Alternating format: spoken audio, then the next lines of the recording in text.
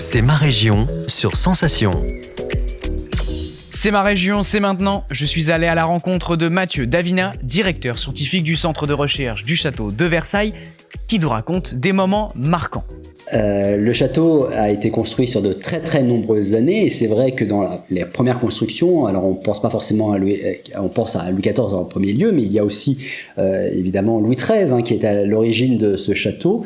Et les grands moments marquants de ce château, c'était d'abord un lieu où il venait se reposer de la chasse et un des grands événements politiques, c'est la fameuse journée des dupes en 1630 où tout le monde croit à Richelieu perdu par son roi et finalement Louis XIV va confirmer le pouvoir de Richelieu à Versailles dans ce petit relais de chasse dont on dit qu'un simple gentilhomme ne voulait pas prendre ombrage et dont on se moquait, mais c'est ici où dès 1630 Versailles est un lieu politique où Louis XIII décide de confirmer son principal ministre. Alors par la suite évidemment il y a plein d'événements sous Louis XIV, que ce soit des événements diplomatiques, on pense aux réceptions d'ambassadeurs, on pense aux bals, aux grandes fêtes, etc.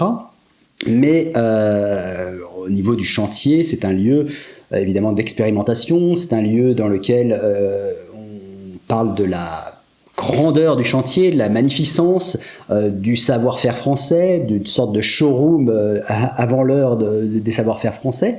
Et c'est peut-être cela qu'a voulu montrer Louis XIV, c'est toute cette démesure et le fait de pouvoir dominer la nature, que ce soit dans les jardins, que ce soit dans les intérieurs, l'utilisation des matériaux. Et c'est une sorte de vitrine des savoir-faire. Donc, parler d'un événement en particulier, il y en a plusieurs. Il y a des événements politiques, des réceptions d'ambassadeurs, je le disais. Il y a également la déclaration de l'Empire allemand à la fin de la guerre de 1870. Il y a le traité de Versailles en 1919. Donc c'est un lieu qui a évidemment vécu sous l'Ancien Régime, mais qui continue encore à vivre aujourd'hui. Et à mon sens, ce qui en fait un lieu si important, ça a toujours été un lieu politique pour la France et qui continue à l'être aujourd'hui avec le Parlement. C'est ma région, c'est tout pour aujourd'hui. Rendez-vous demain pour mieux connaître l'Île-de-France sur Radio Sensation. C'est ma région, le magazine de découverte sur Sensation.